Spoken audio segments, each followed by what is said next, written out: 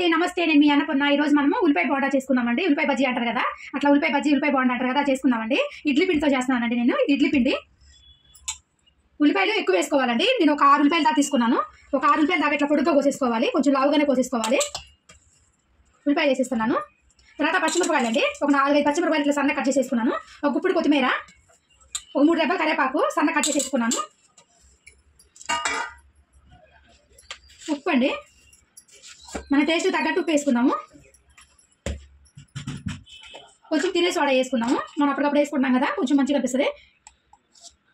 ఒక 1/2 స్పూన్ తినే సోడా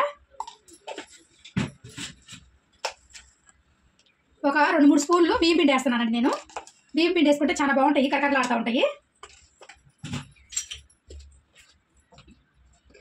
ఇదండి నేను ఒక పెద్ద స్పూన్ తోటి మైదా పిండి ఒక 2 స్పూన్లు వేసుకుంటున్నాను మైదా పిండి 2 స్పూన్లు ఇంతగా చిన్న గంటలా ఉంటుంది మనకి ఆ స్పూన్ తోటి 2 స్పూన్లు వేసుకున్నాను ఇంకా వాటర్ తీసుకోవద్దండి మన ఇడ్లీ పిండిలో తడి ఉంటుంది కదా ఆ తడిగే సరిపోతుంది కలిపేసుకుందాం మొత్తము ఇట్లా బాగా కలిపేసుకోవాలి పిండికి ఇట్లా ఉండాలండి మనం బజ్జీ వేసుకోవడానికి ఇట్లా రావాలి ఉల్లిపాయలు కొంచెం ఎక్కువ వేసుకోవాలి ఉల్లిపాయలు ఇట్లా బాగా నలుపుకుంటూ అనుకుంటే అవి మనం ఇట్లా పొడుగు కోసుకుంటాం కదా విడివిడిగా అయిపోతాయి ఇట్లా పిండి కలిపేసుకోవాలి బాగా కలిపేసుకున్నామండి ఇంకా ఆయిల్ పెట్టేసుకుని పొయ్యి మీద ఆయిల్ పెట్టి చేసుకున్నాము ఇది ఇట్లా వేసేసుకుంటే సరిపోతుంది ఈ మాత్రం షేప్గా రాదండి మనకు రౌండ్గా రాదు మనం రౌండ్గా వేసుకుంటే ఉల్లిపాయలు కరివేపాకు కొత్తిమీర అన్నీ ఉన్నాయి కదా మనకు రౌండ్గా అయితే రావు చాలా బాగుంటాయి వాటర్లో ఎట్లా వస్తాయి అట్లానే వస్తాయి ఇవ్వండి ఆయిల్ బాగా వేడైపోయింది ఇప్పుడు మనం వేసుకున్నాము కొంచెం కొంచెం తీసుకొని ఇవ్వండి కొంచెం కొంచెం తీసుకొని వేసుకున్నాము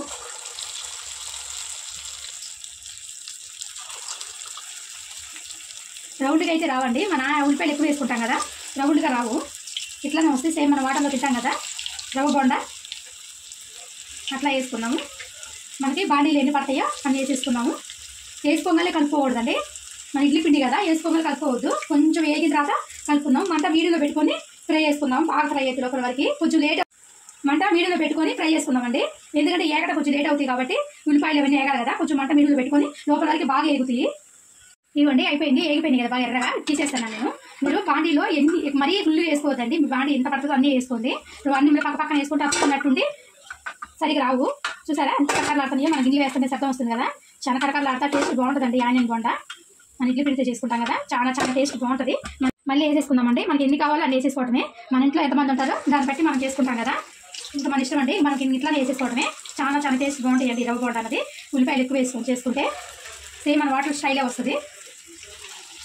మరి వాటర్లో ఏం చేస్తారంటే లైట్గా మళ్ళీ ఫ్రై చేసి మళ్ళీ తీసేసి మళ్ళీ ఇంకొక వాయి వేసుకొని మళ్ళీ తర్వాత ఇంకొక వాయి వేస్తారండి మళ్ళీ లాస్ట్లో మళ్ళీ ఫ్రై చేసి మళ్ళీ ఫ్రై చేస్తారు అట్లా ఎందుకంటే కరకరలాడటానికి వాళ్ళు అమ్ముకుంటారు కాబట్టి మన వాటర్లో సాయంత్రం వరకు ఎవరో తీసుకెళ్తూనే ఉంటారు కాబట్టి మధ్యాహ్నం వరకు అందుకని అట్లా చేస్తారండి మన ఇంట్లో ఎప్పటికప్పుడు వేసేసుకుంటాం కదా తినేస్తాం కాబట్టి మనకు అవసరం లేదు అట్లా మొత్తం ఒకసారి ఫ్రై చేసేసుకోవచ్చు అండి రవ్వ బండ మన ఉల్లిపాయ బజ్జీ రవ్వ బండ అంటారు కదా చాలా టేస్ట్ బాగుంటుందండి సింపుల్గా చేసేసుకోవచ్చు మన ఇడ్లీ పిండి పట్టుకుంటాం కదా ఇంట్లో అది ఉన్నప్పుడు కూడా చేసేసుకోవచ్చు అండి చాలా బాగుంటుంది మన ఎక్కువ ఉల్లిపాయలు వేసుకొని కొత్తిమీర పచ్చిమిరపకాయలు కరివేపాకు ఎన్ని వేసుకొని చేసుకుంటే చాలా బాగుంటుందండి సింపుల్గా చేసేసుకోవచ్చు మన అచ్చం సేమ్ వాటర్ స్టైల్ వస్తుందండి చాలా బాగుంటుంది మీకు నచ్చితే మాత్రం చేసుకోండి please like share and subscribe your channel గంట సింబల్ నొక్కడం మాత్రం మర్చిపోకండి సపోర్ట్ చేయండి బాయ్